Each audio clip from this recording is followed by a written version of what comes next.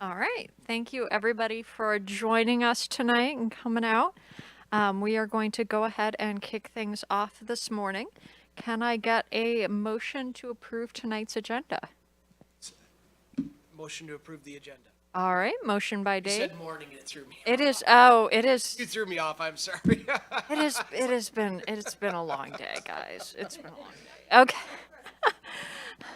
Motion by Dave. Second by Alvita. All in favor? All right. Motion carries. And can I get a motion to approve the minutes from our last meeting?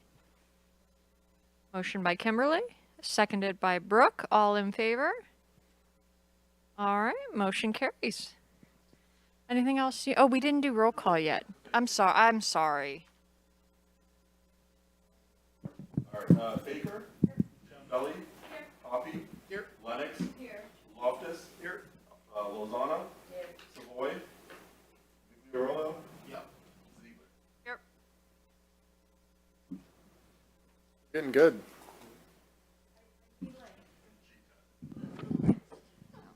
All right. Through the chair. Yes, thank you. Okay, so tonight's going to be a deep dive into revenue options. We're not going to go through all the revenue options that we covered in the last meeting in the same level of detail, but we really want to get to tax bill implications so that it's clear to you all when we talk about these various options, what that might look like for an individual property owner. So that'll be the focus of the first half of the meeting. We do have Ferndale's legal counsel, bond legal counsel, who will be joining, I think, from Miller Canfield, you mentioned. And so they will say a few words and take questions from you in the latter half of the meeting. And then we'll use any remaining time to begin surfacing questions, additional information you'd like us to gather. And we have some new faces in the crowd, so we thought we would start with a round of introductions. Welcome, Kyle. You could just pull up a chair wherever you're comfortable. Do you want to introduce or pass around the mic? Yeah, I think, it's been a minute since we've introduced staff, I think probably since the first meeting. So just for a refresh on names and roles, I thought I would do that again. And we do have some new staff tonight, and I'll just begin with Phil. How you guys doing? Phil Whitfield, Finance Director. Riley Coleman, Communication Specialist. Dean Lund, City Clerk. Denicia Woods, Assistant to the City Manager. Justin Girolando, HR Manager. Jim Jameson, Director of Public Works. Robert Birch, Deputy Parks and Recreation Director. Michelle Townsend, Deputy Finance Director. Thank you. Michelle is our new attendee this evening. Who's that guy right there? Do you want to introduce yourself, sir, to the audience, the viewing audience? Greg Pollica, City Council.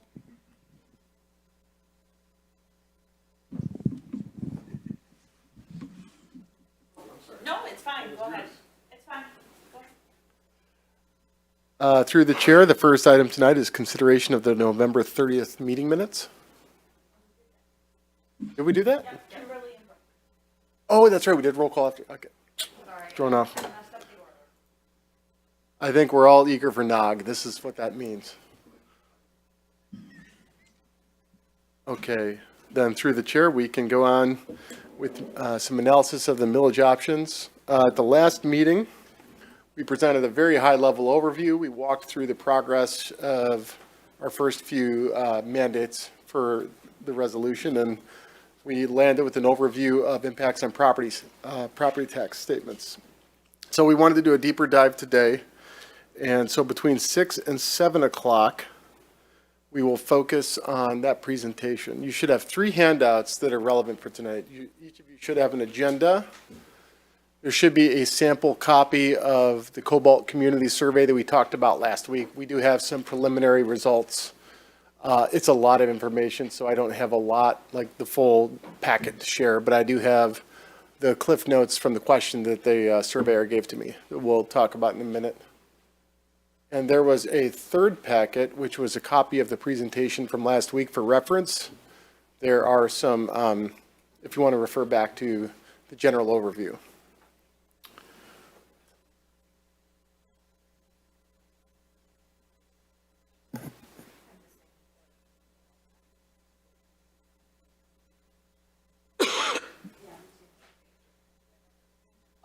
Questions is all we have so far. Okay. So we will provide you with a little bit of the feedback per the survey question related to the millage. I wanted to make sure you had the question that was asked in front of you for reference.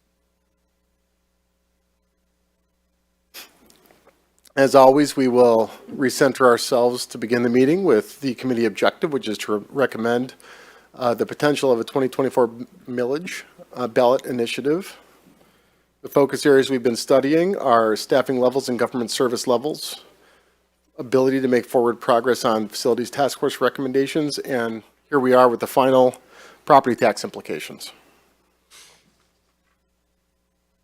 One deliverable that's been asked of me is to pull together some results from other regional millage initiatives. So really, the most effective data is going to be within the last 2 years, because that is really millage initiatives that were going to be put on a ballot in a comparable time with a comparable situation, especially considering inflation and affordability and everything else. So really, I did do a full deep dive back to 2021, and I do have some information. Tonight, I'm just focusing on 2022 and 2023 because there were more than I thought. Looking at just this past November, this is a table, this is from just last month. You see multiples. There's Birmingham, Oak Park, Roseville, Plymouth, and Scioto Township. So I really focused in on Oakland, Wayne, and Washtenaw counties is kind of the metro comparable, or metro area of interest. I wouldn't say comparable. You can see there's 4 yeses and 3 nos, and I show the voter support for those based on the records that I could get. There's a mix, and I think we've talked about all these. There's a special purpose millage type. In Birmingham, for example, that was a millage type specifically to raise funding for a dedicated purpose, senior services. In Oak Park, they actually are in a comparable situation. They've secured a lot of outside funding to bolster their community center, which was also in a former building that's really a cost problem for them. So they've received outside grant funding. They're looking to construct a new facility. They went to the voters and asked the voters if they wanted to provide the matching funds. And then with that, they also asked if the voters would want to fund the staffing to staff that facility if built. And so, not surprisingly, the voter support was about the same, 58% for both of those. Roseville, also similar to the facilities task force, just passed a general facilities millage. Now, our attorney tonight is going to walk you through, there are specific requirements on the language that would have to be on a ballot that a voter would read. And so he'll walk you through that later tonight. And then the city of Plymouth worked on a recreation millage. And Scioto Township tried to raise a special purpose millage for dedicated fire capital and fire services. I would say each of these scenarios is different. You do have to, if you looked at my Fern and Learn material, cities, villages, and townships are structured very differently. They have different service requirements and also different tax bases. So it's never an apples to apples comparison. So don't infer too many things from a result of a Scioto Township versus a Plymouth City.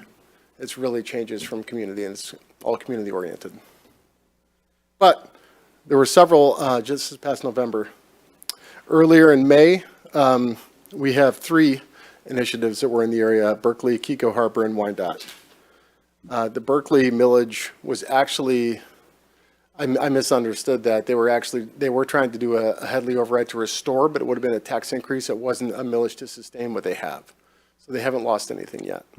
They just didn't restore anything. Their current operating millage is rolled back to 9 mills.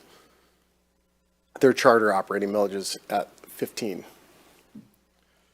or 13. So here we have special purposes. You can see Wyandotte passed a general operating Headley override, 3 mills for 10 years. In 2022, we had a lot more activity. That's typical. That's noteworthy. That would have been, I believe, a state election year. So you had a lot of popular elections from the governor's office down into a lot of local representatives that were up in 2022, as well as federal congressional representatives. Did you say Wyandotte passed one? In May of this year. May of this year? Okay. Yep. It's 72%.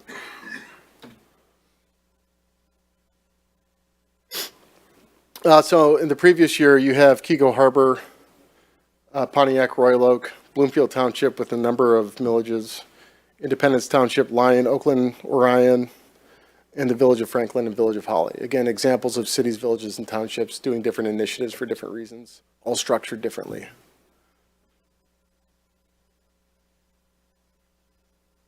This should be in your packet too, so you should, if you want to take the list home and examine it further. There were also a number of elections that were special in August and May. Again, that would have been a governor election year, which would be normal to have an August election in years of federal and state office. You have here South Lyon doing a street bond initiative and several special purpose millages looking at public safety. In some context and perspective here, why that jumps out at me is cities like us, we are competing against townships who are passing special purpose millages to fund public safety. So when they pass these millages, they often are able to outcompete us on salary. And if it's not salary, a lot of these, as we've talked about, they're not legacy cities with legacy costs. So many of them were incorporated later. They don't have the legacy infrastructure that we do. And so a lot of them still offer defined benefit pensions because of their tax situation they can. Where cities like us, we don't have the tax base to be able to offer that. That stuck out at me, though, as a city manager, looking at all these township millages. And as a matter of fact, I'm going to pay attention to that now when I'm bargaining. I'm going to be looking at where the competition is regionally in terms of the millage, special purpose millages. And then City of Clawson adopted a Headley override in May of 2020 for 8 years. Is there any question on the history or the regional snapshot? Yeah. Why don't we take a minute, process, and then turn to your neighbor, share your observations, and then if we have questions, comments, requests for additional information, we can come back together before we talk about the revenue options. Because I think this is of great interest. Thank you, Jeffrey.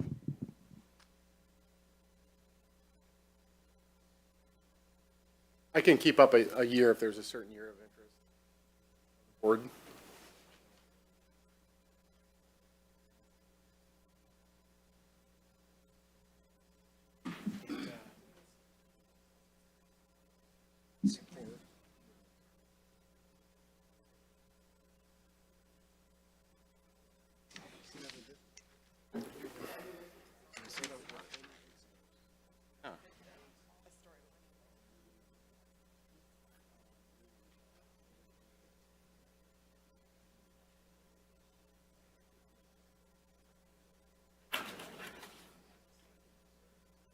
Bonding and or.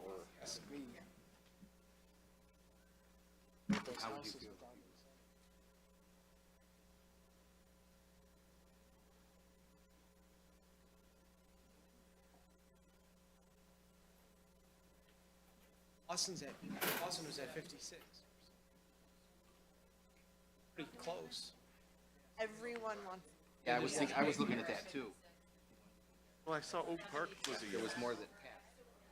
recreation. I was like, That's assuming you want, If that's our recommendation. right. I'm like tearing it apart. I apologize. I want this big piece there. Oh my God, absolutely. My big thing is. Yeah. Oh, I always forget something too. Have you ever, Right. Franklin's different because it's a Oh. So I had to have someone actually. Yeah. No, that wouldn't be good for me at all.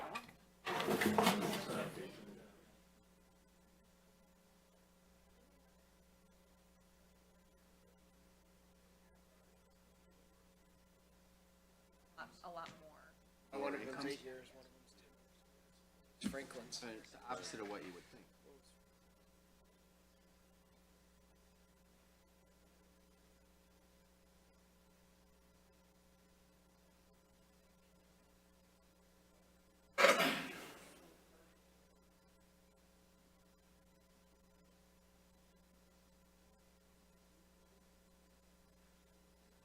Had a minute to chat and to think about what your questions might be. Do you have any questions?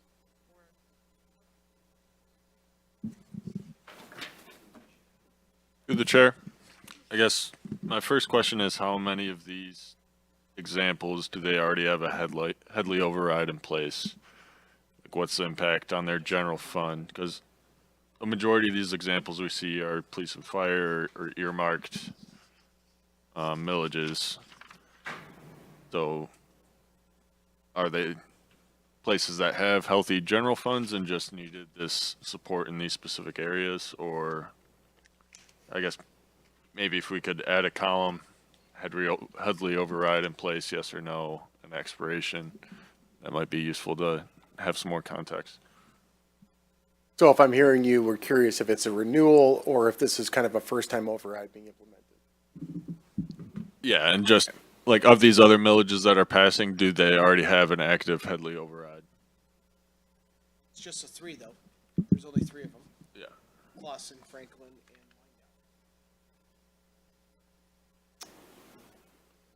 Pontiac as well.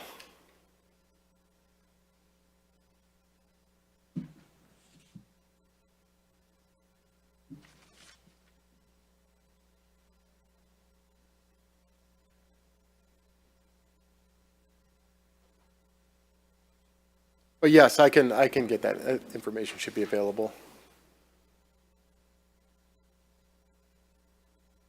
Oh, sure.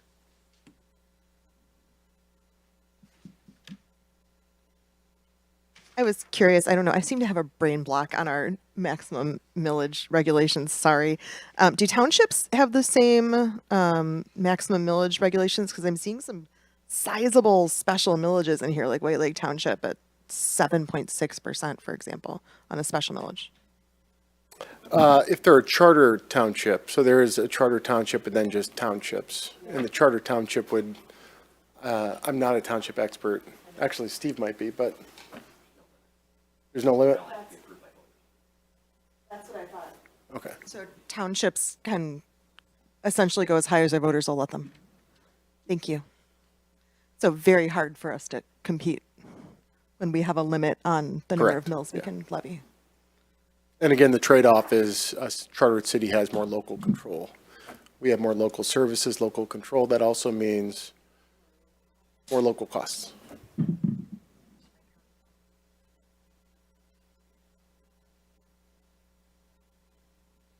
Questions or things you'd like to know more about?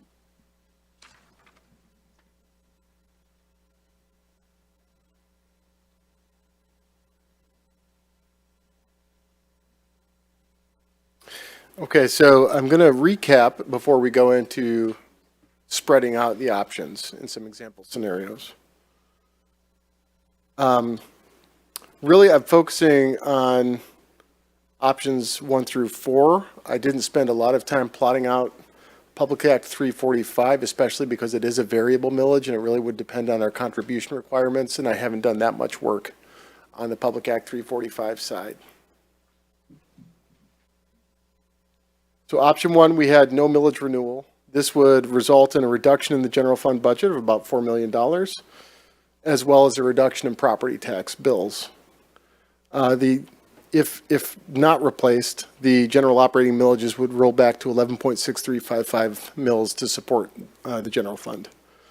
The caveat to that, any facility investment would have to be an independent initiative, but if that's on the ballot, I wouldn't put that on the ballot because you wouldn't be able to staff the new facility.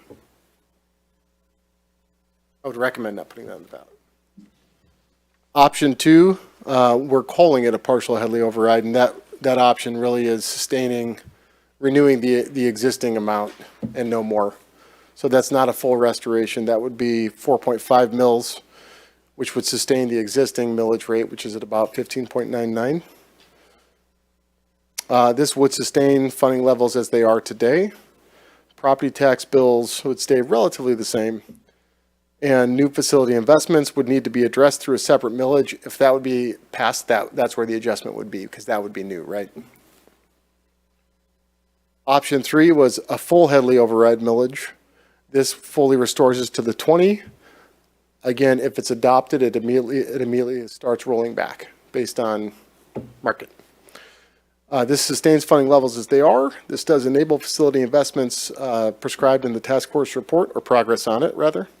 It maximizes discretionary use to pursue any opportunity that is prioritized by council or the community. Property tax bills would increase.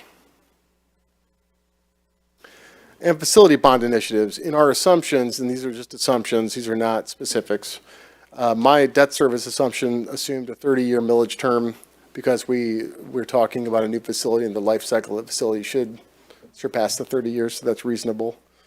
And a general 5% interest rate. Again, that could change based on the conditions. As of today, I think that's a pretty good conservative estimate for a municipal bond. If there was a combined millage just for the public safety facilities that we've talked about, and providing the match for the Martin Road Recreation Center, that would be between 2 mills and 3 mills. Public safety facility portion of that would be about 2.5 mills. The Martin Road Rec facility, a 0.5 mil. That does change based on assumptions. We'll talk a little bit about that in further detail towards the end. And then option 4 would be a combination option. That would be an option where you might do a Headley override, for example, for the partial, and then pursue a progress on 1 or 2 facilities, not the entire report. Right? So this sustains funding levels as they are, increases tax bills up to 2.5 mils to fund the facilities goals. Again, that number gets refined as we have actual data, but it should be, that's a ballpark estimate. That's reasonable. So before we move on, just one caveat, estimated property tax implications, everything you're going to see is based on the most current information we have today. Of course, as we learned in our first class with Oakland County Equalization, that's going to change on an annual basis, but this is all based on the most current fiscal 23 data we had for summer taxes this year. Now I'll have you look at the years, the differences, and this is a really good illustration of Proposal A and how it really differentiates what each property pays for the same service. So property 1, this is 24 years in the same home. The market value, this Oakland County, if you can take yourself back to early October, they were trying to show this at a house-by-house comp. But you have on the left a market value or your assessed value. That's kind of where we think if all things were equalized at the sale of a property and the value uncapped, your taxable value would equalize up at that market value. But this person's been in the home for 24 years. And so as we know, the taxable value is limited increases year over year. So the incentive for that is for a long-term homeowner, you're going to receive a tax benefit the longer you're in your home. And so that's the case. You can see right now the disparity between the taxable value and the market value. And so how does that spread on the columns? You'll see kind of the scenarios and the bar charts. So on the left, you see the 2023 tax bill. And then moving forward, for this property, if there's no renewal, that's going to result in a approximately $140 deduction from your tax bill. If there's a partial renewal, we just kept that the same, so that's $4.35, but we were just rounding to keep it easy, so you can just assume it's the same. Jimmy? Through the chair, is this like a summer tax bill only or annual? Well, look to Michelle, the summer tax, annual. So they would, with no millage, it would go down by $139 per year. Distributed, okay. Correct. Good question. Just a facilities millage and nothing else would be an $80 increase. A partial and a facilities millage, $84. And then a full restoration up to 20 would be $128, rounding, for this property. Through the chair, Joe, how does a partial work? Well, the attorney will get into the ballot language, but really it would just be, the ballot question would be maintain we would put in the current millage amount, and that would be the vote, to vote to keep the current millage amount. Thank you. This is the same layout for every scenario. Does this layout make sense to everybody? Okay. Property 2 was 8 years in the home. So we have a different market value of the property. And you can see even between the 8 years, you can start getting a benefit there on your investment from a tax situation for sure. Here we have annual summer taxes or annual taxes at about $6,100. There's a $509 reduction in tax bill for no millage renewal. We stay at $6,100 with a partial renewal. Again, that's just a sustaining option. Just facilities is $290. A partial plus facilities is $307, and then a full would be an increase of $467 to your annual bill.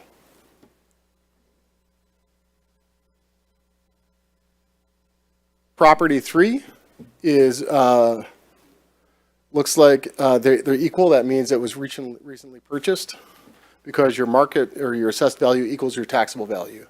So if that home isn't turned over for another 20 years, you'll start seeing that gap increase.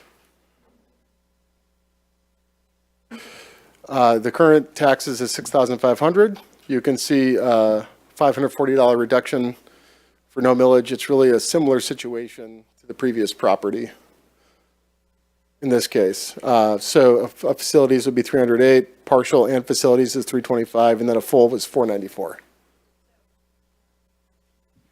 Joe, just for the benefit of anybody that perhaps didn't hear the presentation that we had like a month or two ago at this point, can we get a definition of the state equalized value? That's not what somebody paid for the house. So I'm just thinking, you know, for a lay person, understanding that in a house that was just purchased, in this property 3 that we're looking at. I will do my best, and Michelle and Phil just call me out if I'm way off. But really, the distinction we want to make here, the assessed value or state equalized at that point of time would be based on reasonable market comps. What you bought your house is more the true cash value, and that is not. That's, as I think the assessor said, we don't want to chase those sales, right? So they look at more at comps than more on what you bought, what you paid for a house at the time. Although that's usually pretty close. I mean, it's usually pretty close to what you paid for it. I mean, because for the most part, if you're going to buy a house and you're mortgaging it, you're going to have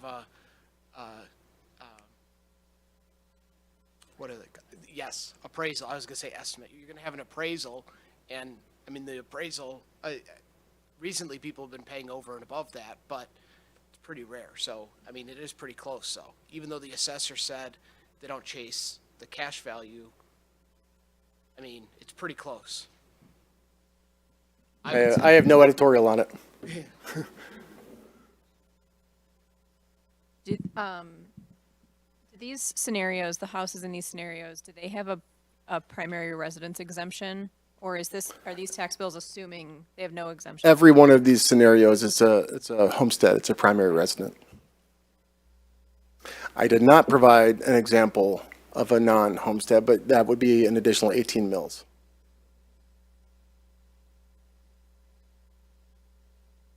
Is that Phil? That's it, because of school tax. Yes, the school tax is added back for the non-homestead. And property 4 has been in the home for about 5 years, so we have some distinction being made there between the equalized and the taxable. Here you have their annual taxes are $10,300. So this is no millage renewals, an $865 reduction. You have partial renewal facilities and partial facilities. So partial and facilities is $520, and then a full renewal will be $793 additionally for each year for this property. So I tried to provide kind of a broad spectrum of property, of examples based on property values, but also based on years in the home, kind of illustrate the differences between everyone's situation. Not every resident is aware that every property situation is different. So this is, for those watching, this is a good example of that illustration. Yeah, I do, yeah. Why don't we take a few minutes, same thing, review, turn to your neighbor. Yeah, so quick clarification. So if it would be a facilities bond, almost certainly it'd be the longest term you could get, so around 30 years or so. Whereas for a millage, that could vary from anywhere from like 5 years to open.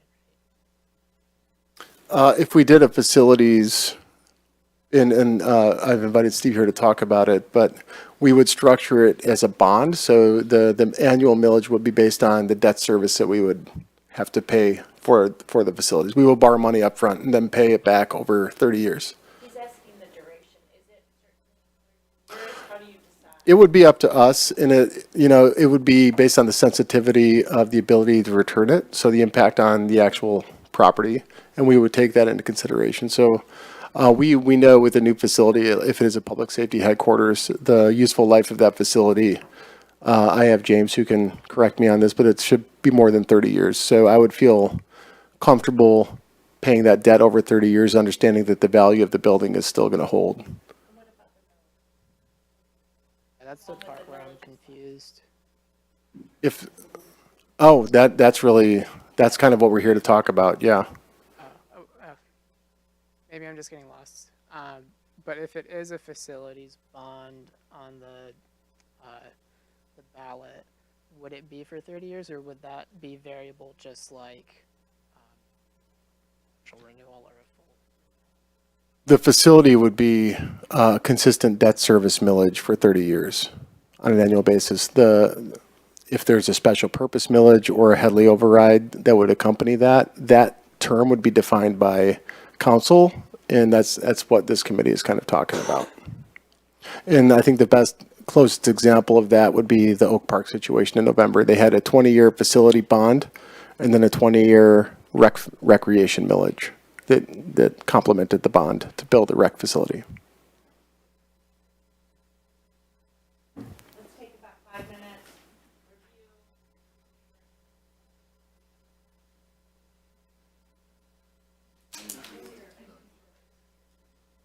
Townships' budgets can go as high as voters will allow. Your general fund budgets? Your millage rates. Millage rates, excuse me. Yeah. So we're capped at 20 by state law. They are not. There's two types of townships. Bond attorney can probably. All of these, like, big exurban townships. I mean, what I think is people who move here, Have a state law limiting property taxes are so high. they can tax themselves. That's a township, not So a they're- charter township. That's what I wanted. Oh, okay. Yeah. Get a 5% increase. And that's the state maximum. Everyone, including me. For our general fund. Like I said, this is probably. The 20 is just for general fund. Come on. So that's after year one. Following year, Funds, as I understand, would be special. They wouldn't go back get from the city and say, oh, we want to take away this Bonds thing. don't count toward your general operating revenue. Your debt service just goes to pay off that bond. So it's not your general operating. You can't decide that you want to instead use that bond to pay Joe's salary. It has to pay for the facility and the maybe equipment or something Validating facilities, we, designated it for, and then the general fund. you know. So Anything then are giving what happens in the third year is having your kid who's 4 or 5 years old. You say, sure, are okay, Facilities but or whatever. they're And really when we good. talk about like a partial, Probably in Rochester. Yeah. we're talking about, and we most recently. Double the house for kind of like just a circular thing. You know, as best as we can estimate, knowing things move around. Bill won't increase. It also means the city is going to.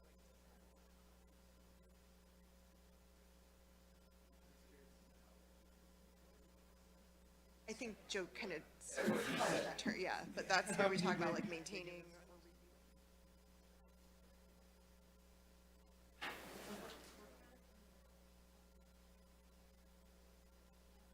I don't know, I feel like. Back to the full. But we couldn't do 20 plus a special police spot, or a special police millage, right? We couldn't do full Hadley override plus a police millage. Have your Hadley override plus a bond to make a new fire station. Plus a special millage to pay the firefighters. That puts us over 20 hours.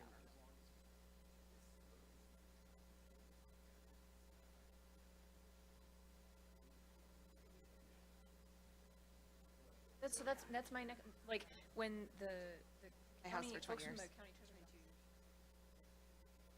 I don't pay enough taxes. Separate because most. Our houses are literally identical. Like, you walk into them and I'm like, this is I have two. Yeah. Yeah, I don't pay enough in taxes. I creep on her on BSNA. I'm like, how much do you? Outside of this. I was like, oh, look at where my Yeah, right. I love Here for this 22 insert years. in Oh, yeah. my tax bill. I save these. And I was like, okay, this is good, but. What my newer neighbors do.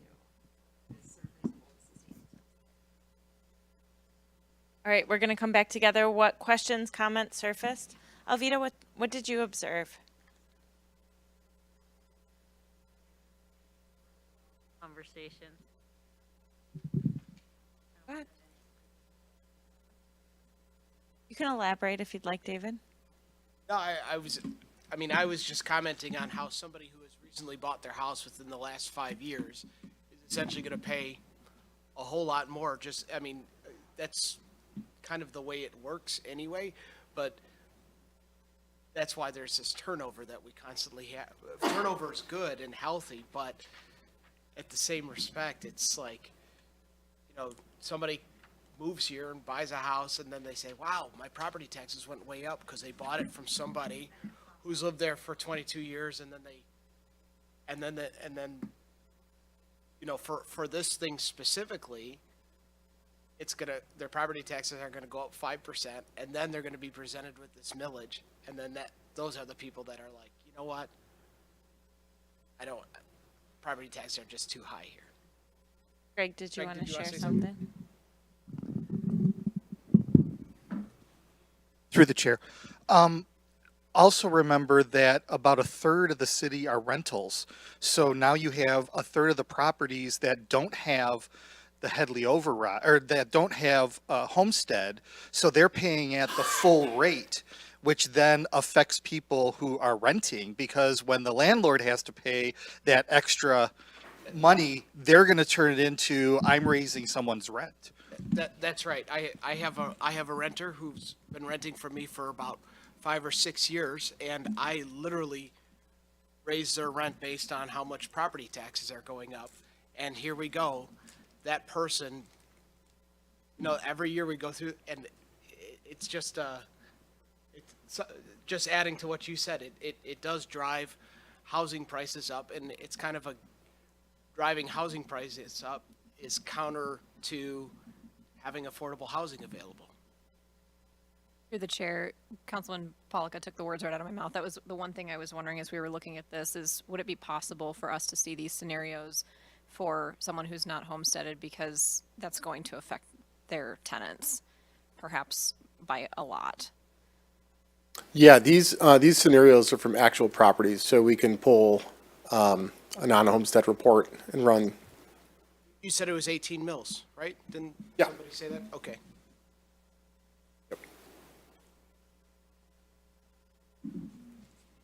Jeffrey, what'd you observe? And please use the mic, but I took your mic, so.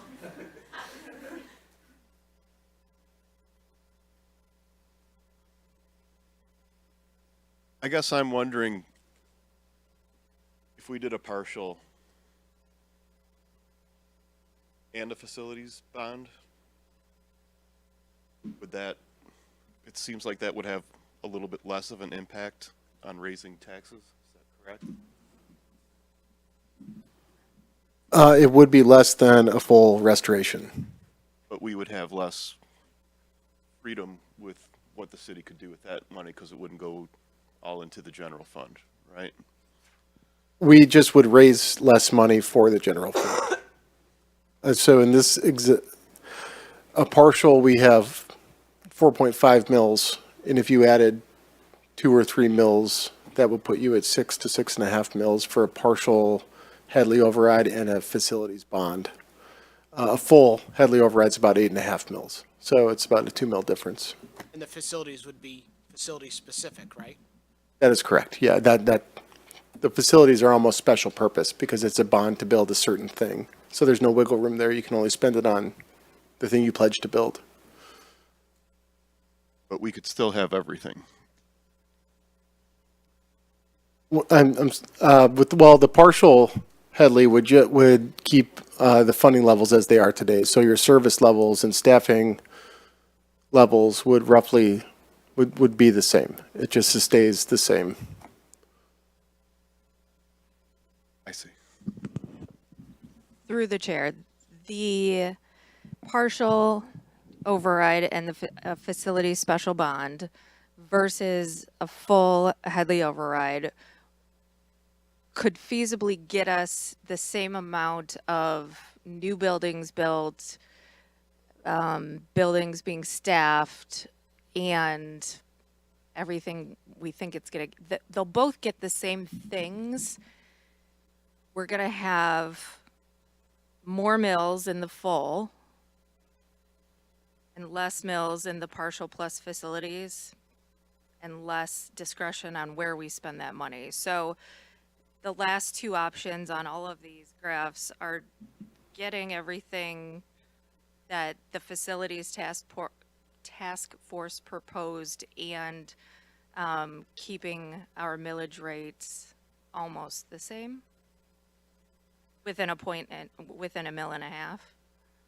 I think so. I'd have to look at the facilities recommendations. I do believe they said phase it out and don't do it all at once. Is that correct, Quinn? So, I mean, yes, any sort of facilities improvement is going to be over a long term of time. I think what one thing that I might like to point out is the facilities. If we look back on page 7, slide number 14, option 4. So it would be the Headley override to maintain the current mills. And then it specifically says something, well, this one specifically says public safety and Martin Road recreation facilities bond for 2.5 mils. So my understanding is the bond needs to be specific to what we're going to do. So in this case, it's these two things. It's not everything that was in the task force recommendation. So, the task force recommendation is large. It's a long-term project. So this wouldn't be like Scrooge McDuck money is what I call it. It's something a little bit more limited for a specific purpose. We've had some questions that I think Steve could probably address better than me. Does it make sense to allow him just to answer as we ask rather than obey him till 7? And I think, yeah, Steve, maybe let's just cover facilities bonds and then a question about debt service and how that's a debt service bond millage and how that's related to the charter limit. Sure. Thank you, Joe. Good evening. I'm Steve Mann. I'm a bond and finance attorney with Miller Canfield. So the main difference as far as millages go between the facilities bond and a Headley rollback, and Headley rollback really is just restoring the city's operating millage. When you vote a bond issue like a facilities bond, you're asking the voters to approve a certain project and to authorize the city to issue its bonds for that project up to a certain amount of money over a certain period of time, which 30 years would be the maximum term for a bond issue for facilities.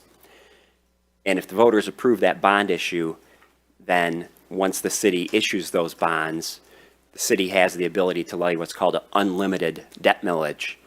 Each year, the city calculates what's our current taxable value, what's due on our bond, principal and interest over the next 12 months, and we'll calculate a millage to raise that money, and that's what we levy.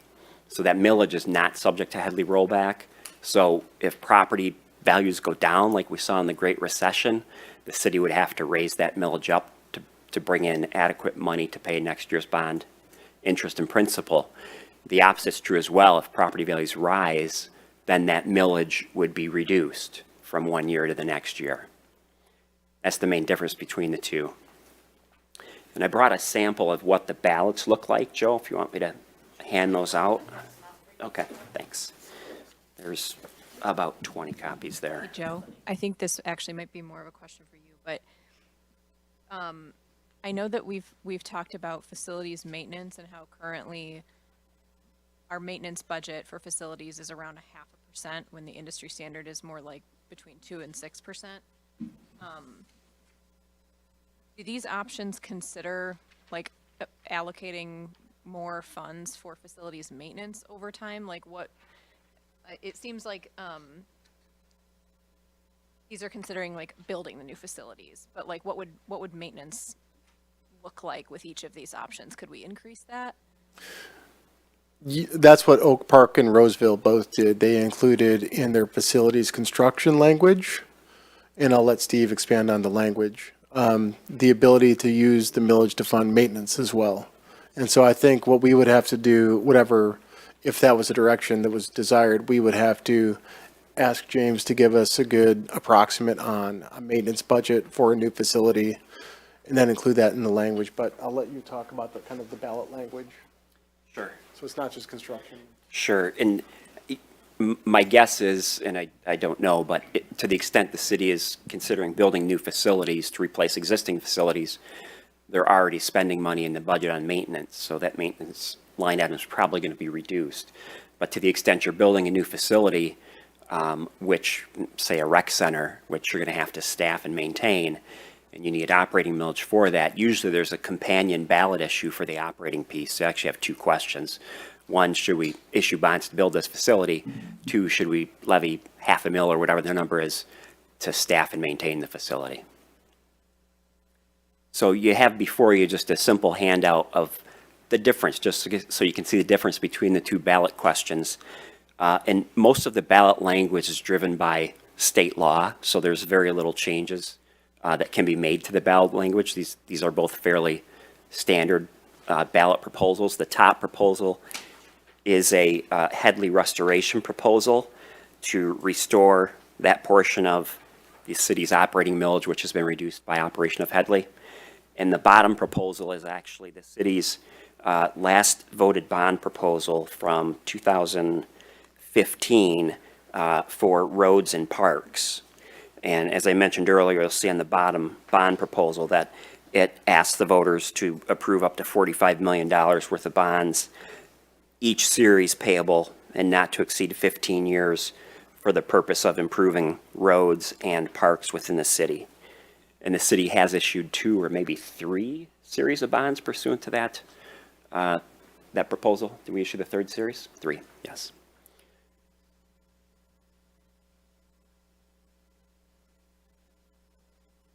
Thank you, Steve. That actually is a good example of what Steve's talking about. The millage changes on an annual basis. So you can see in 2016, based on the value at the time, it was 5.3 mils. Phil's going to give me the number, but I believe that's closer to 4 mils now, which is a reflection of the change in the community's value.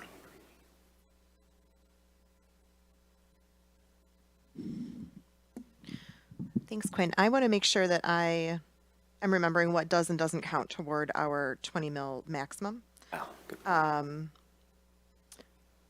Do our bonds and their corresponding debt service millages count toward our 20 mil maximum? For general operating? Yes, that's a good question. The answer is no. I thought so. Okay, thank you. Voted bonds and the unlimited debt millage that you levy is outside of the city charter. Doesn't count against the limit. And how about an Act 314 special millage? Does that count toward our 20 mil max? I think that's also a no. 314 or it- 345? Oh, 345. I'm sorry. 345 would be outside as well. I thought that was also outside. Yeah, Okay, the, pretty much. yeah, there's a handful of millages that can be levied that are outside the city charter. Seniors, rubbish disposal, things like that. DDA, yeah, marketing, communications. Yeah, those are outside the city charter. Sorry, which of these 5 doesn't count? I know you said 5. I think the question was on, I think the question was on Act 345, the police and fire pension. Right, yes. So there's 5 options here. Which ones did you say didn't count? Oh, of the 5 options? Sorry. I got it. Facility bond initiatives and their corresponding millages, because you have to authorize the city to collect the taxes, repay the bonds, do not count toward your 20 mil maximum, right? Correct. So number 3 and number 5 on And that Public Act list 345. Yep. would not count. And if you did number 4, then the facility bond wouldn't count as well.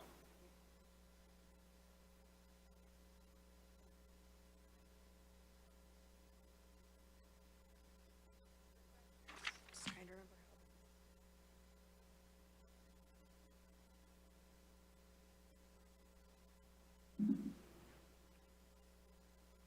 For the facilities task report, was there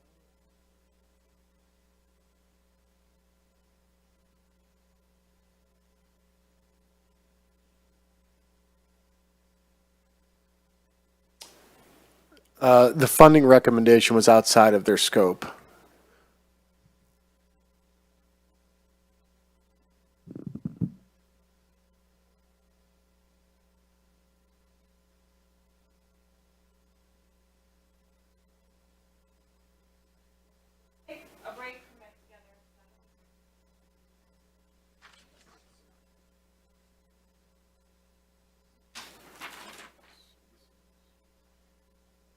So he says 225. That, then the community could decide where they want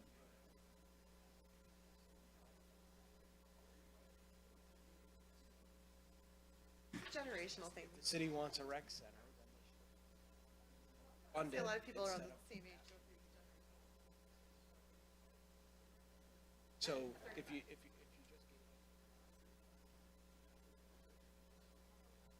Headley, then it's fair game.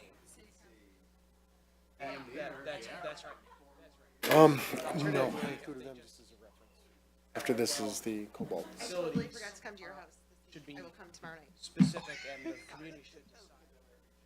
I put it on my calendar when I sat down and looked at you. I went, Well, you weren't.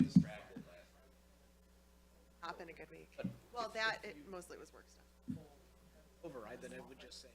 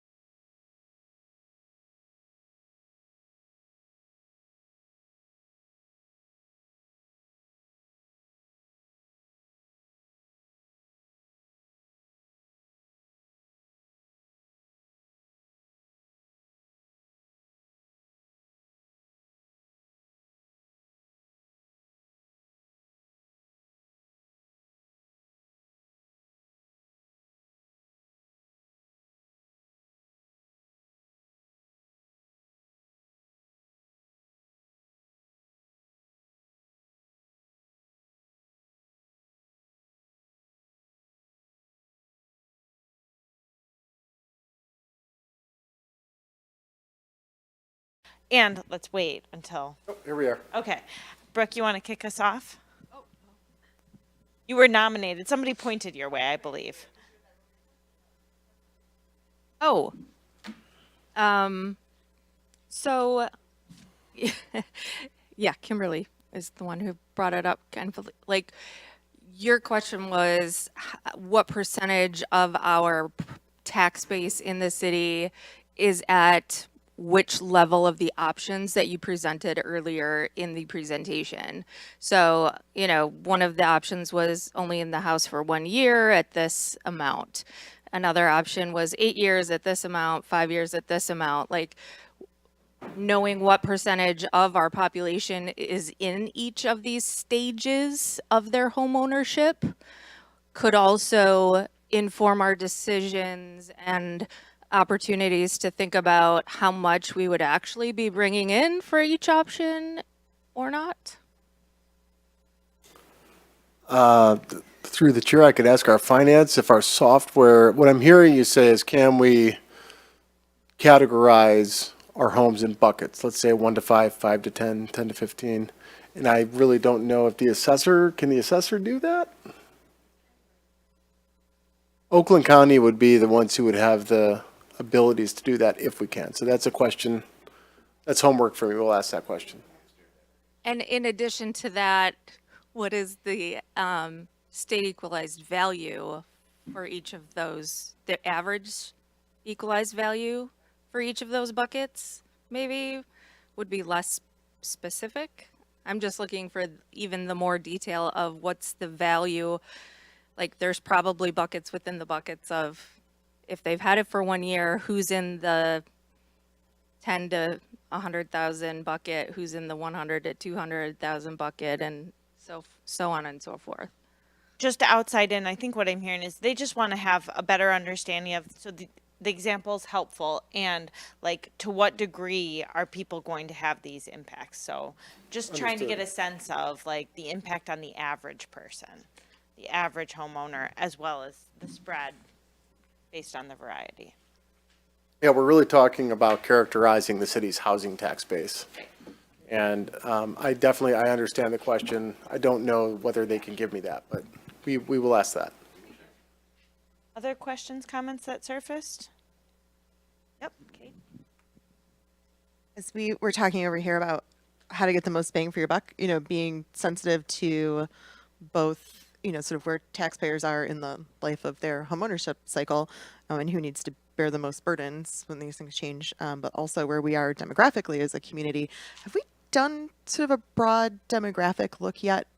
So if we're talking about 10, 20, 30-year commitments in a community that is getting both older and younger, so we kind of are like hollowing out in the middle, where should we be prioritizing investing our money? That's what I've been asking myself over here as we started talking about how do you try to be sensitive to who bears the most burdens, and then thinking about which services get used the most and which are the most prioritized over the next 10, 20, 30 years in our community.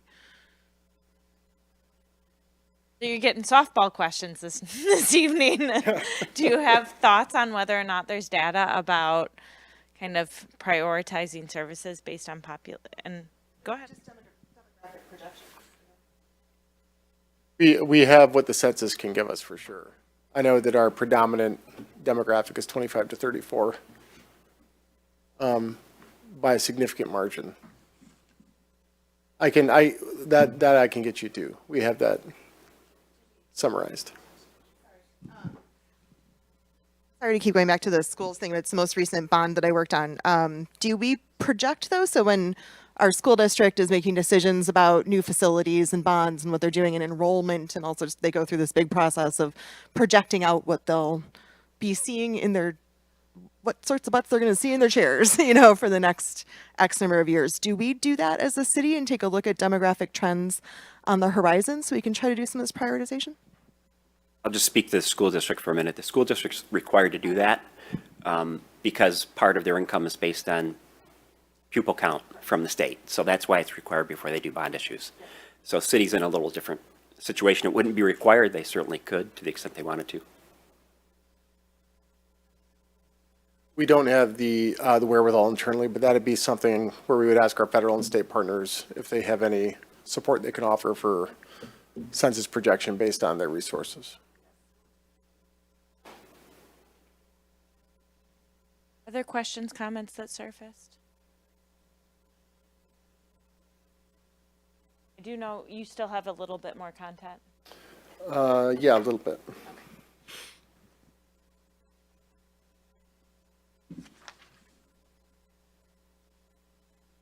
As we go through, I wanted to offer one point of clarification. Quinn and I had a chance to talk at the break, and I better understand.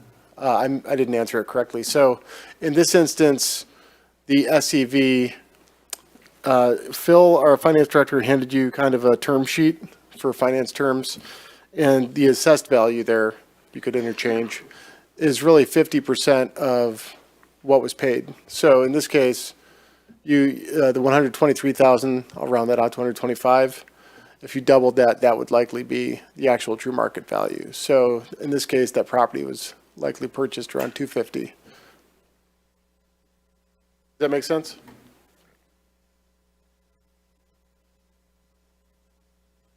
On December, other alternative millages. Yes, so I left these in here just as resources to refer back to from the previous one. I didn't really do any specific scenarios on them. Really, we would just have to put an estimated millage on there, and then I could do that. But a lot of the numbers are just interchangeable. If you know 2 mills, you know 2. It's just really how you're spending those 2 mills in the case of special purpose. This was an example, if there was a police and fire millage, how that would look in year 1, then year 2. We wanted to note the rollback is immediate. And then finally, the committee asked for the survey data because they were interested in possibly looking at survey questions in the future. So I got this information late, which is why it's on here late, but I do have some basic information. So the support for the Headley override based on the respondents, you have 49% yes, 21 or just under 20% no, and 28% was undecided. And I provided the questions that were asked. That example survey is what hit residents. That I'm gonna email. The question is in the packet. Yes. Which number is it? You know? I'd look on page 2 or page 3. It was around 25. Correct. Yeah. 27.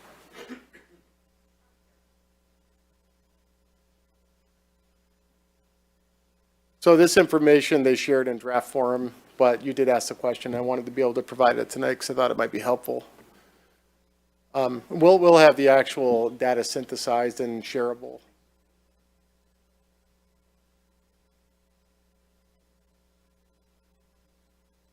You'll see that they were asked to kind of prioritize their factors in however they voted. So they're in terms of ranking from very important to not important. The first level, the first factor was sustaining current service levels. Number 2 was preserving ability to recruit and retain workforce talent. 3 was facilities progress. 4 was making progress on climate action plan needs. 5 was pension, and 6 was reducing property tax bills. And this is a random sample. Through the chair, how many people responded? Because I know they were sent to homes, but you could also go online and fill it out as well.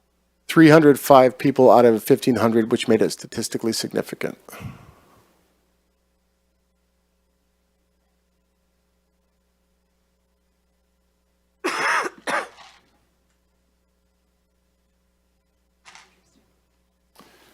The surveyor, who is third party, is presenting to council the results independently on December 18th during the council meeting. That's the 7 o'clock meeting.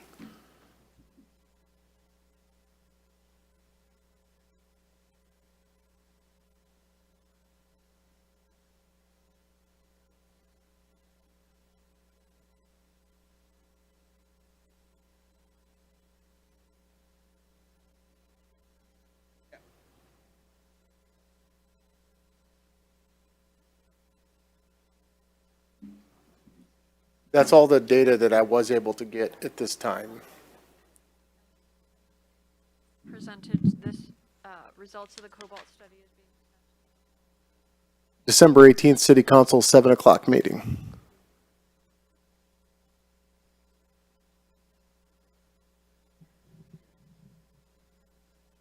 Are you able to see the questions, like going back to? They do have that information, and they'll be sharing that. Yeah, I'm wondering if the thing that I'm seeing in here, after learning everything that we've learned so far, you know, it says if the Headley override is renewed, your property tax bill would remain about the same. I want to know like how much, because we're learning that that's not the case. So I'm curious as to like how these results would change, knowing what we know now. I mean, if it was a partial. Yeah. Okay. Well, yeah.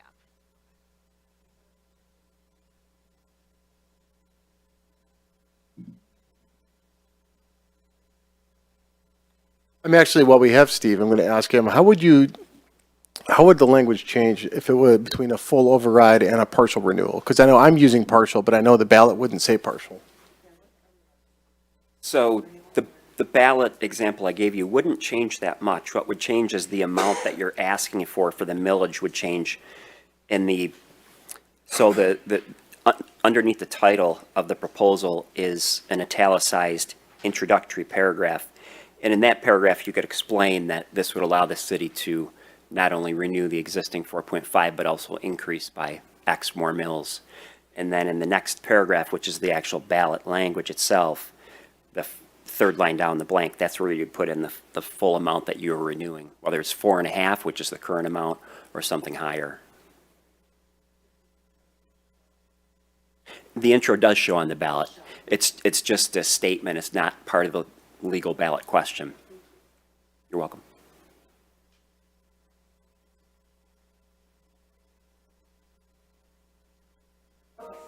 Other questions at this point? So, yes, go ahead, Kate. Here. It's real quick. I'm sorry. It's back to my 20 mil cap thing. 2 quick questions. Special purpose millages, those do roll back, correct? And they are part of my 20 mil cap. Yeah, special purpose millages, except for bonds, unlimited tax levies, they are all subject to rollback. And they are part of the 20 mil maximum. You have to amend your charter. I know we'd have to amend the charter, but I still can't have Yeah. 20 in my general fund and 5 in my special. 20 mil cap is always going to be set for general operating services. If it was a special purpose, it restricts the millage for that purpose. And we amend the charter to say we're now having 15 for general operating and 5 for what have you. But statewide, by state law, we're still 20. Correct. State law. Thank you. Maxes at 20. And the special purpose millage is part of that, is subject to that. Do police and fire always have to go together? I saw that some other cities had done one or the other. No, they don't. That's really at the discretion of council. Oftentimes you'll see separate, especially in the townships, based on their service structure. Other questions at this point? Okay. So what we wanted to do was use the rest of the time for discussion. So you can stay where you are, and I'm just observing, as is natural, that you turn to your neighbor and it's the same neighbor all meeting, and I wonder if it might help us to mix up a little bit.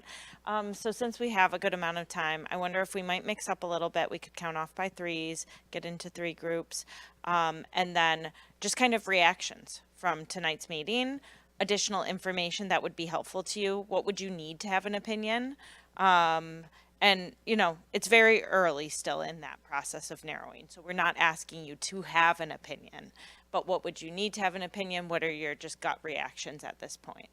Okay. All right. So Kate, would you like to start counting off and we'll go around the table?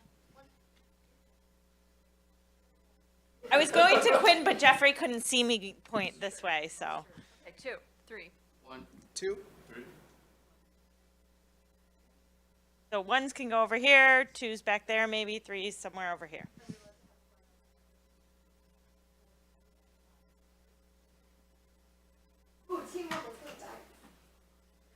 All right, Kate, can I? Who's right here? Special purpose millage. Do that. Oh, yeah. That's where she pointed. Are subject to rollback. I guess you gotta move. I'm not Thank gonna you. Just want to make sure I captured that. Yeah, I need to write it all down. Who else is two? And are you two? Okay. Who else is a two? It's us three? Okay.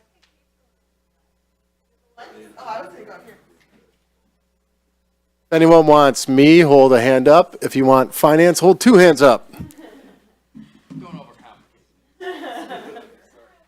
your ear if you need a bathroom break.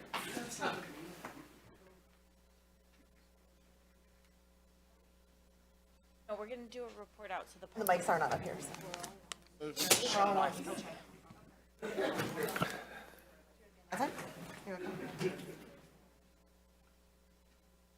I'm intimidated by doing this. You're intimidated by what? You gotta be. Woo. Oh, really? Close as I'll ever know what it's I'm not used to sitting down there. close as we'll ever come to be on city council, isn't it? At podium where city Right. managers been standing than I am other. So I'm the mayor. There's the gavel. Mayor. Gavel. Here, call you Raylon. It's fun. Come on. It's fun. So, Word maximum. so I'll be honest with you. There's a green button. At what we're doing, but this is still hard. Still hard? Yeah. I think we're off. Yeah. No hot mic.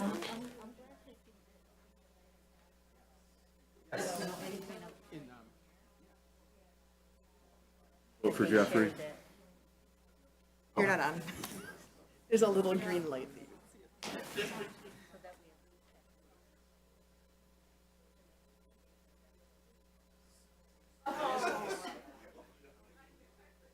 I'm trying. It's complicated, and I've been out of it for a minute, but yeah.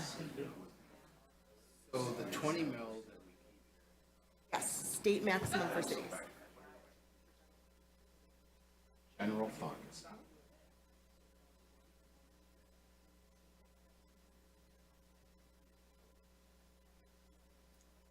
So like local roads largely.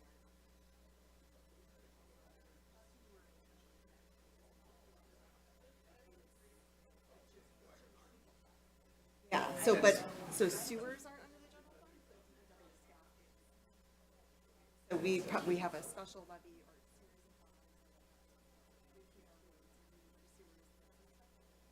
but in order to actually execute it, we need to pay the DPW. Kind of go together.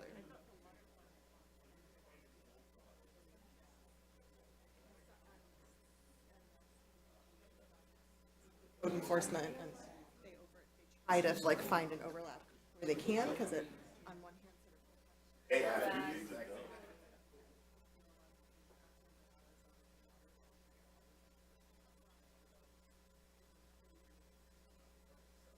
but in general.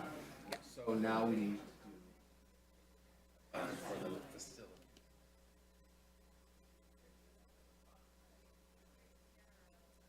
Pay for capital. Think of bonds pay for capital. Although it was smart how Oak Park just structured their capital fund. That was super smart.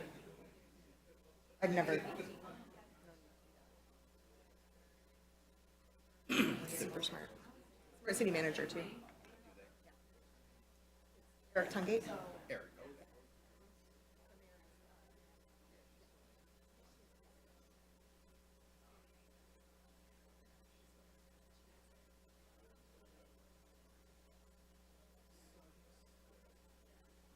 In my mind, I'm thinking about all the opportunities and how you could staff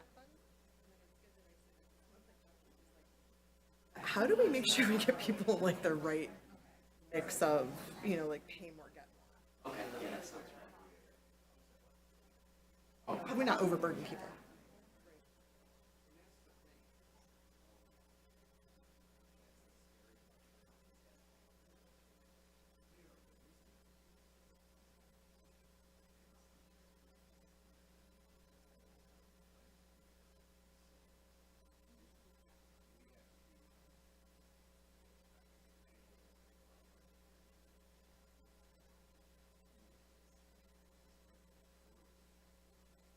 Words of the override.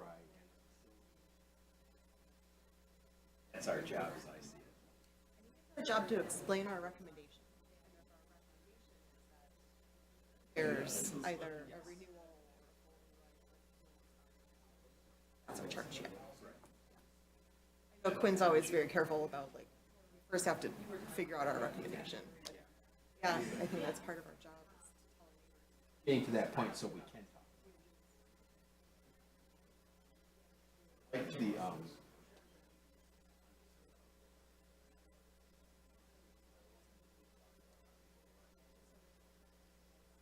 5% undecided. Yeah, but also, if I took this survey before I saw these numbers, Cost me an That extra would- $500. that would change my vote.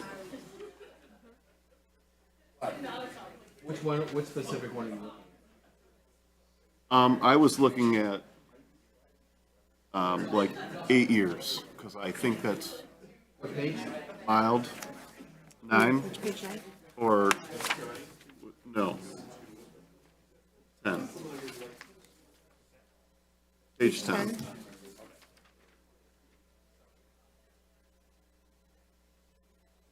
Are you thinking about the partial renewal I'm, or something above might change your?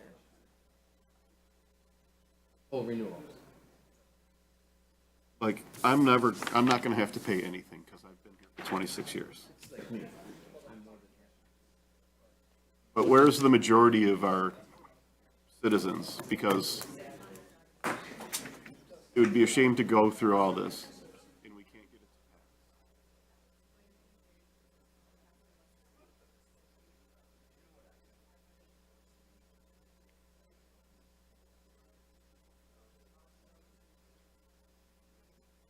to pass. On the most expensive home.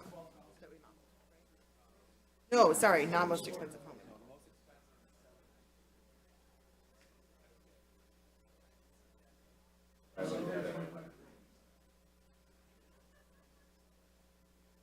Divided by 12?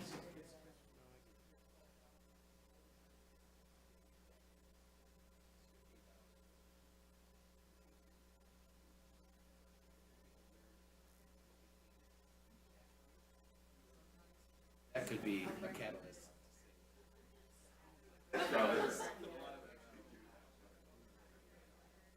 That's how I look at it.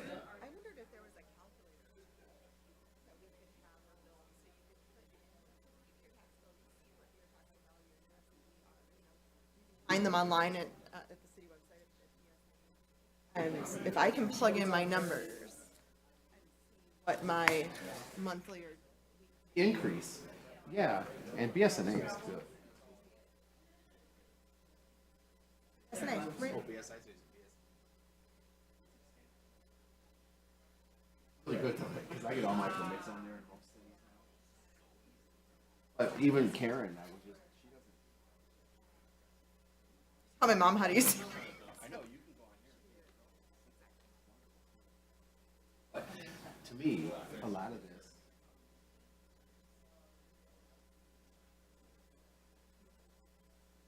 Yeah. Simple, stupid. That's why when I was sitting here, I'm like, okay, that sounds like a lot of money. Let's break it down.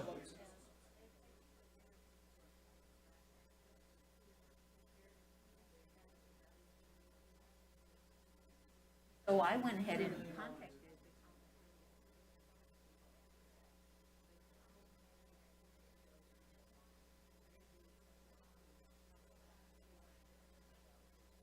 as of December 31st, 23, right? Because they said that's tax day. And So how many Ryan- new people Yes. are How gonna many are pop going up? to Okay. get next year? I want to know that number too. Back and answered a different question, but he didn't give me that.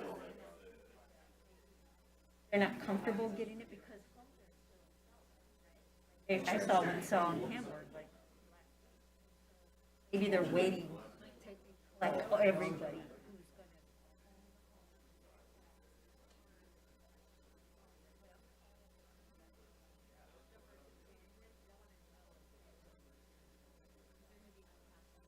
Subject to a big increase. Yes. So if you are like Samara, house, right?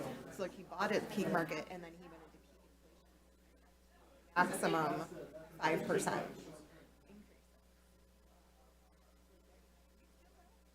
Yeah. Absolutely. Spot on the butt.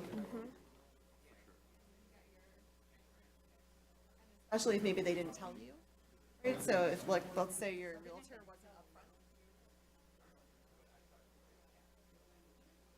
upfront. No, they don't.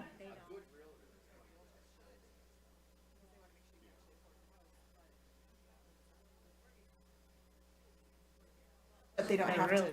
They don't have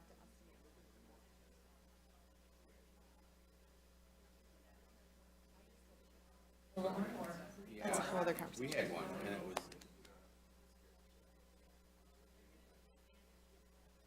But that's so many people. We're a nonprofit. We actually give mortgages. Story than the Oh, predatory stuff, but yeah, but we still Does do. your nonprofit? We work in North Courtown. Oh, okay. So that's the other thing someone was talking about.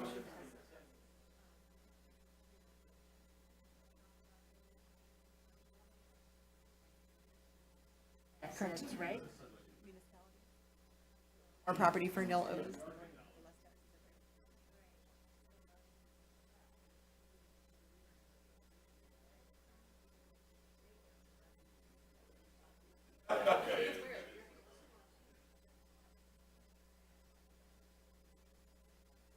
We're the opposite in Detroit. My LLC owns all my properties, not my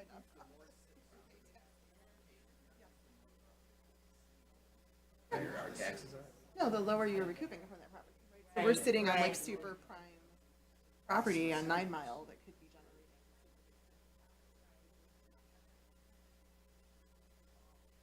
Or a non-taxable parking lot, or another non-taxable building, or another non-taxable building. But if churches own property. But city assets having, and you know this from facilities hospitals, having significant value in your city assets raises your Standard & Poor's rating, you know, balance, right? So having well-maintained value benefit for the city on one hand, collecting tax revenues on what. I mean, you gotta have. Right. But does this have to But be it right should be here? on the railroad tracks. Yes, does it have to be right here? Right. is the question. A lot of residents, when we tried to move this, absolutely not. City Hall belongs downtown. Expect that response. Right.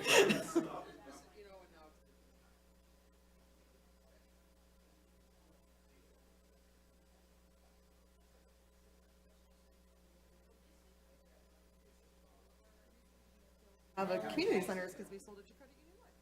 Right, so Credit Union One is built where the Ferndale Community Center was. Public center, but now again, we don't have a community center. Right?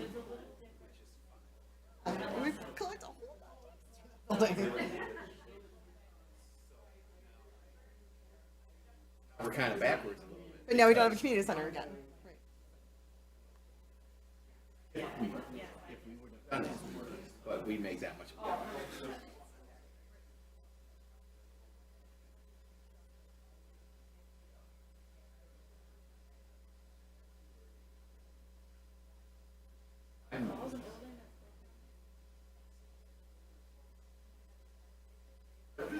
I get frustrated because I think that. Make their whole careers and do PhDs in this. I'll always go to Joe.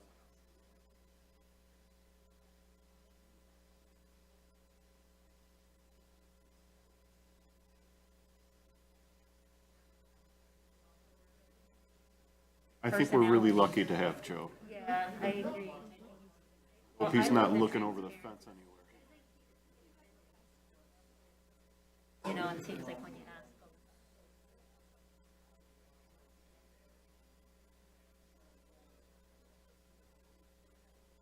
them. Well, even here,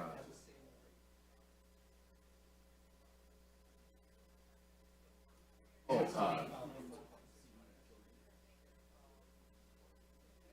come, yeah, he'll come.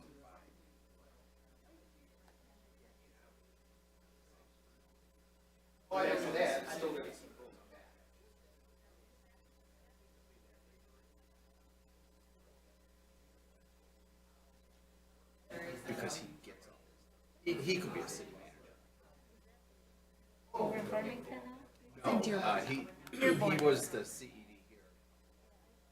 I met him, yeah, we were in, our funding,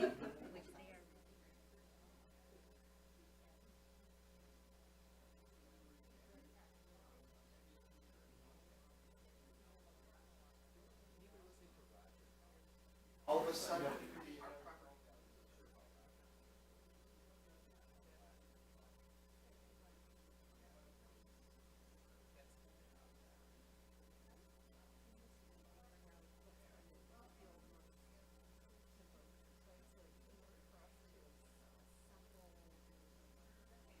Has the most value, at the most support.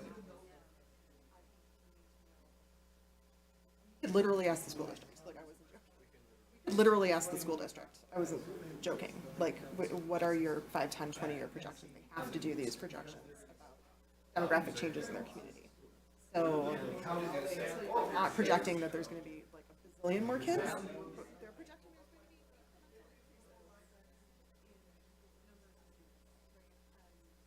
So are we thinking that, really look at seniors?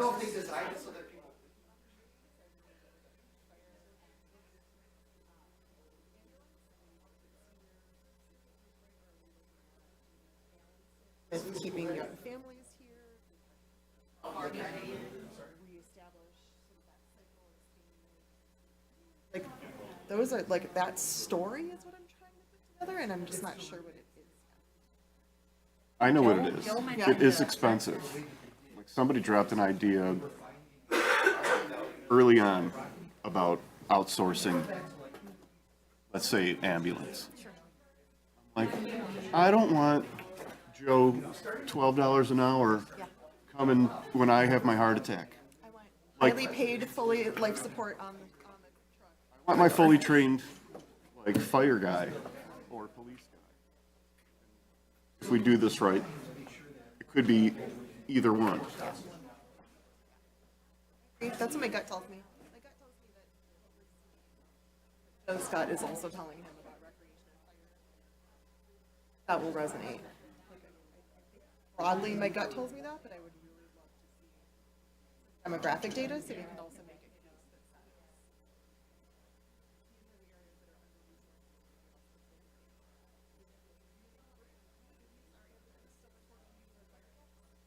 that says. Right, so if we can imagine what life-saving services look like, just invest in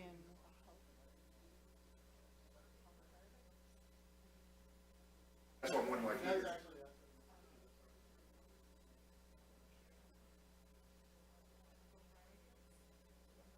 all of our residents, right? So it's like all of our firefighters. Like I'm trying to figure out what the story. You know, the fact that.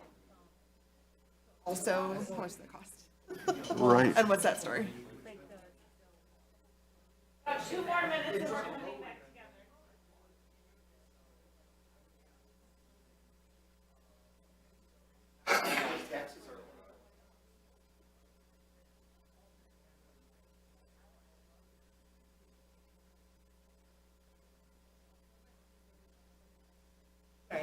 Yeah.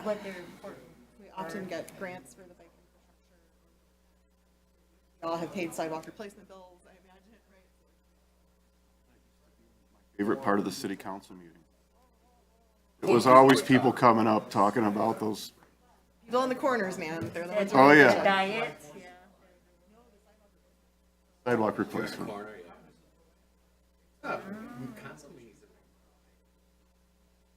Better knock on something. No, it's fun winning. You want more? I'm not. Fun to watch. Terrible during the Great Recession because it really was like.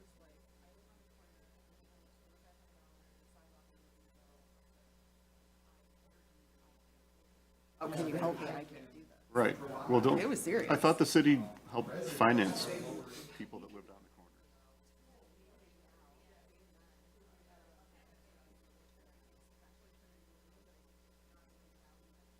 Try to pay it over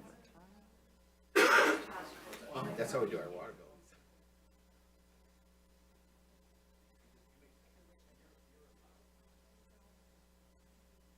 Want us to come back? Oh, okay.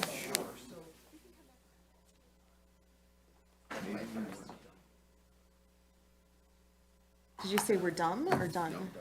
Oh.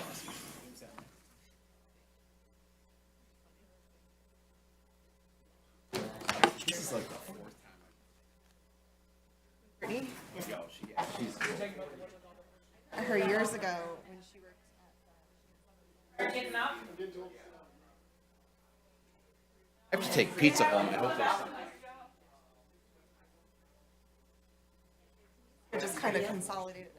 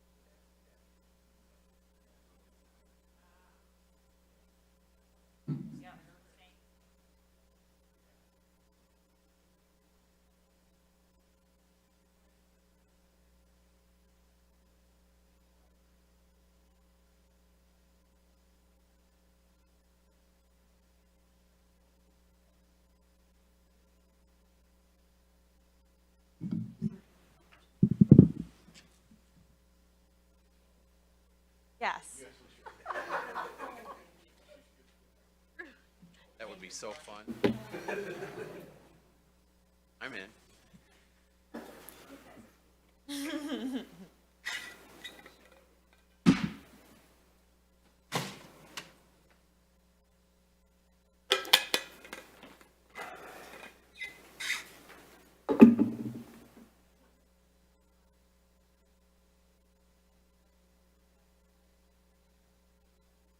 Yeah, they'll be posted after the 18th.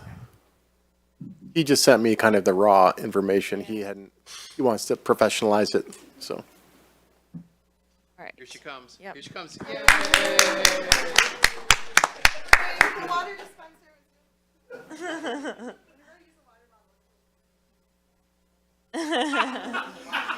Oh, such a good person, Kate. What did you call that, Kate? What? A stupid tax?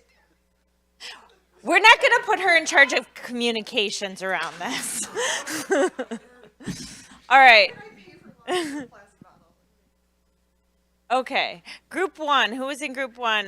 Who would like to report out key takeaways? Alvita, would you like to be the report out person? You don't look enthusiastic about that job. Would somebody else from group one like to be the person? Kate, you're being nominated. Even after I made the comment about water bottles. Sorry. I just couldn't bring myself to grab another one. So we talked a lot about sort of priorities. If we're going to, as a committee, well, I guess first we also talked about some of our responsibilities as committee members to make sure that we fully understand whatever our recommendation is so that we can carry that message to our neighbors and the importance of that. And then thinking about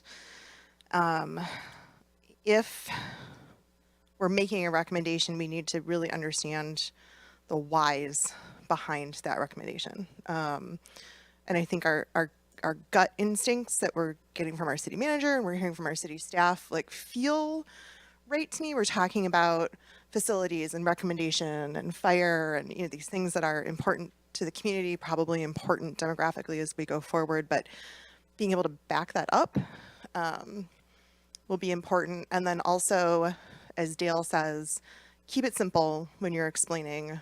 Are we looking at a per year charge, a per month charge? How much does it cost us a week? Like let's really take a look at how we are thinking about our investment in our community. Because if is it $500 a year or is it $15 a week? Like what are we really kind of thinking about? And then I think the last thing, this is just I would really love it if there's somehow an estimator, like I love the state of Michigan's property tax estimator on their website. It's fantastic. It'll tell you exactly what your Headley pop-up's going to be, and I send it to all my friends who are buying houses.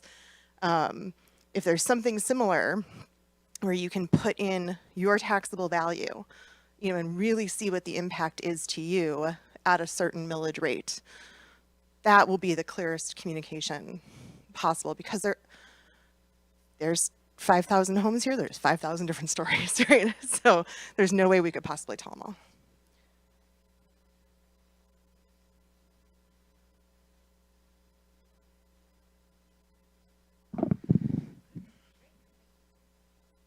All right, I said it was stupid.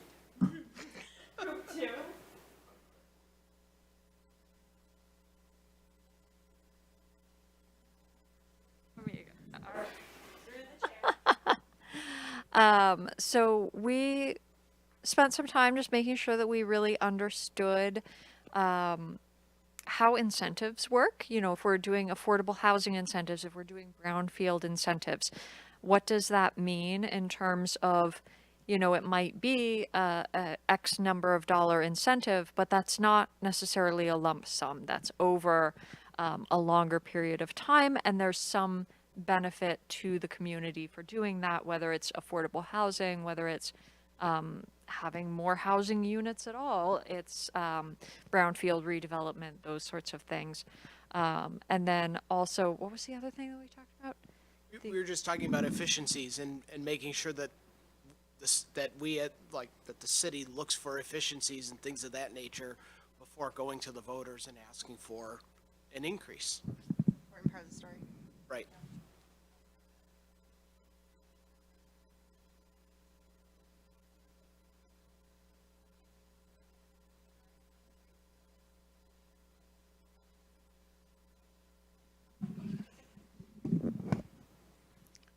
Yeah, I think what we kind of discussed, it was still, it's very open-ended at this point. Like there's still so many options, and I think we really have to do in the coming months, like start getting it A, B, and then like just this, for example, is one of the best kind of graphics I've seen. Like any citizen who's voting is going to want to know, how much is this going to cost me? So if we lay it out that way, on for facilities, this will get us these facilities and maintain them for 30 years. It's going to cost me $200 a year. Like, if I'm a normal citizen, is that something I would value and want to put my money towards? And with that also, it's just the confusion of Headley still, right? Like, if someone sees that, they say, okay, it will fund city services, but they don't necessarily exactly then know how that's going to benefit them personally.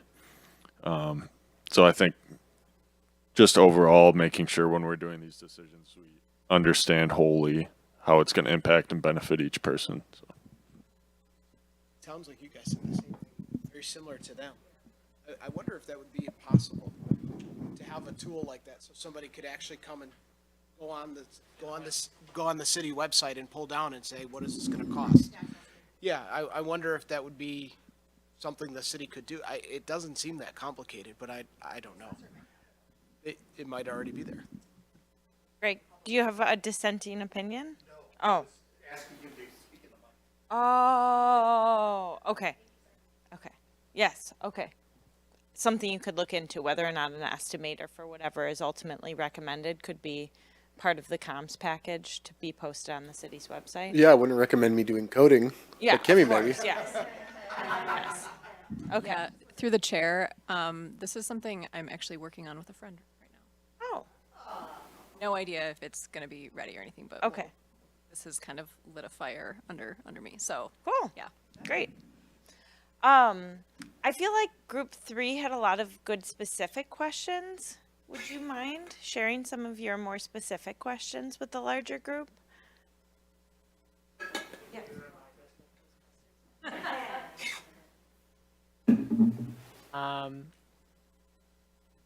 Back. I mean, like one of the questions I had is like, what would I get back for the 500? So if I put 500 extra property taxes, what benefits do I get? So if I don't have to spend, say, $40 annually, that's 480. If I have a facility to do that with the 500 extra, it's basically net zero. So yeah, what do I get for my money? I had like a random question at the end in terms of how potential developments around ADUs would impact property taxes. So I think, and somebody correct me if I'm wrong, but if you pull a permit, that might reset like what your taxable value would be. I don't know quite how that works exactly, but that part, as well as the whole property increasing and the homestead, non-homestead. So that could be, I don't really know where the city is with ADUs.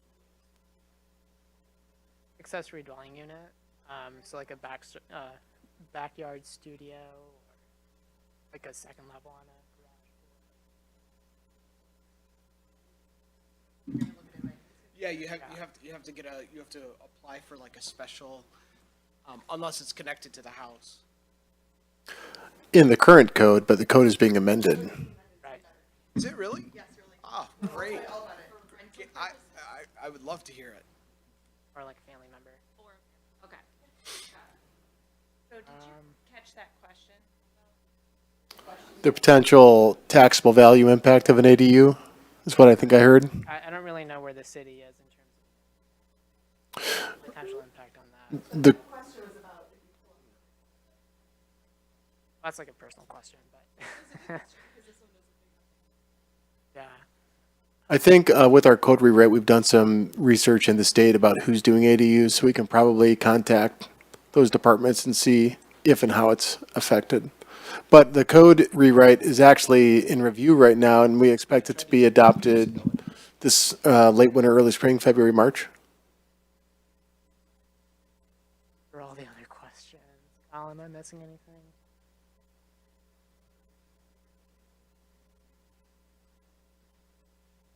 I mean, nothing really specific. We were just talking a lot about Headley, trying to wrap our heads around that a little bit more.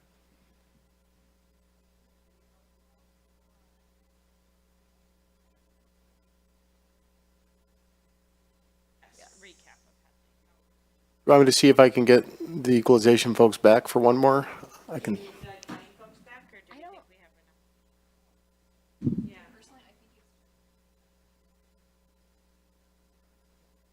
I will say the packet that they gave us, that the equalization folks gave us, that has a sheet in there about Headley. I thought that sheet explained it better than anything else I had read. So if anybody hasn't read that, go back to those meeting notes and read that. I thought it did a really good job. I do have their presentation, so I can bring that up, and we can use that as kind of an end cap for the year next week.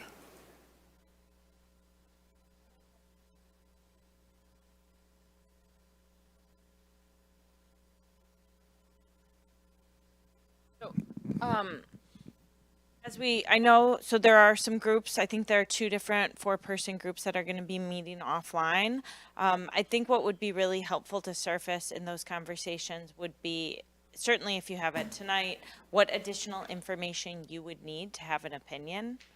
So looking at these options, I know a lot of you, certainly I heard, what do I get for my money? I think we can come back and be clear about what you would get for each of these. And we talked about maybe putting together a table so it's clear which ones roll back, which ones apply to the mill cap. So laying it all out much clearer. I also heard the question of like, what are the decision points we need to make? So there's the term question. So things like that. So we can kind of try and organize that in a better way for you all to begin to know what some choices are. And I think in part why we haven't done that yet is because there's a lot of gray space. There's a lot of latitude for creativity.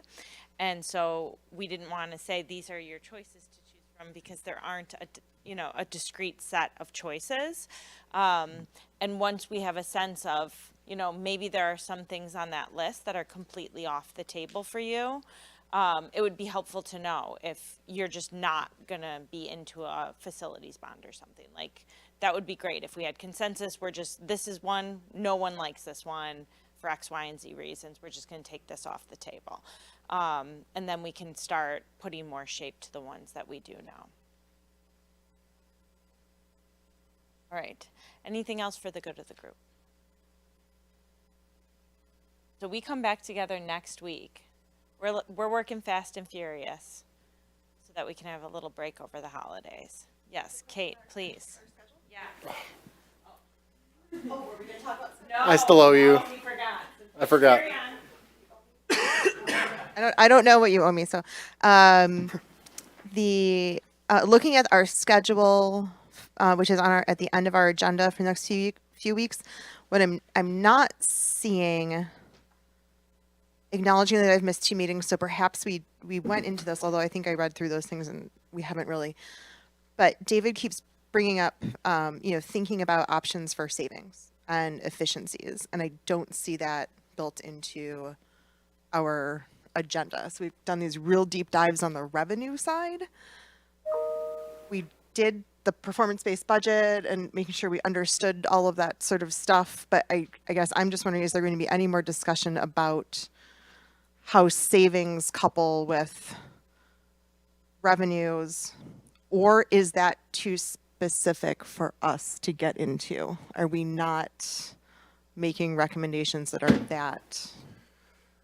There are some specific questions that I'm looking to answer that can speak to savings. For example, what is the fire department requirement? Can we consolidate one? And so those are bigger examples that honestly the questions would likely survive this millage, because, we talked about that last week. We have to look at the council. That would be a council question. They would have to look at levels of service. They would have to look at our mutual aid. Staff would look at our mutual aid commitments and any other commitments we already have. And then you look at the cost of consolidating a facility. That would be a savings. So right now I have a question in with our council, and I've asked them what federal or state requirements, legal requirements, if any, obligate the city to have a minimum fire facility requirement. The other, in the subgroup that I participated in, the other, you could bucket it under savings or just cash infusion, would be selling city land to get upfront revenues, which would likely assist or offset potential millage questions.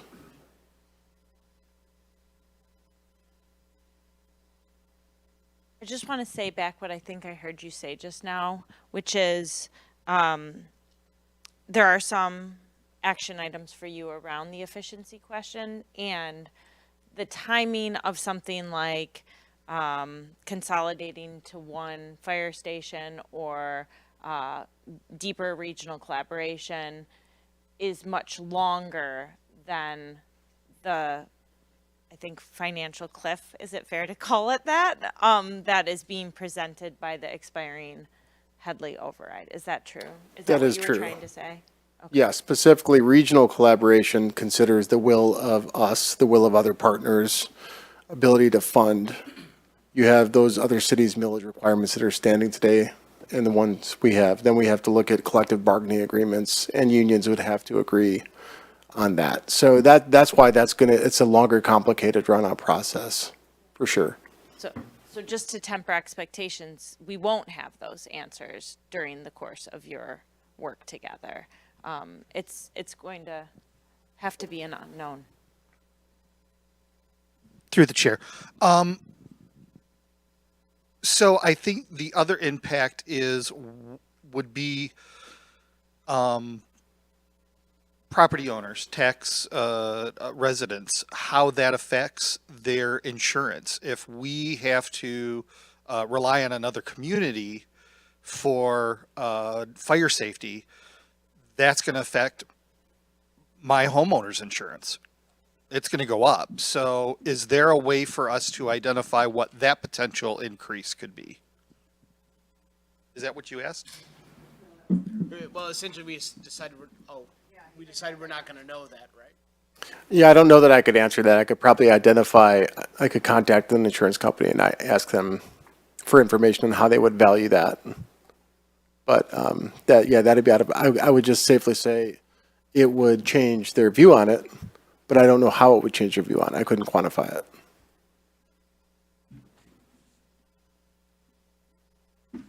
All the good discussion and engagement. I think we're ready to adjourn, and then we will come back together, reconvene next week. All right. Seeing no one here in the audience from the public to give public comment, I will move on. And can I get a motion to adjourn this evening?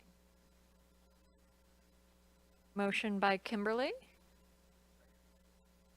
There were so many, real quick. Seconded by Dale was the first one I saw. All in favor? All right, motion carries, and we are adjourned at 8:01 p.m.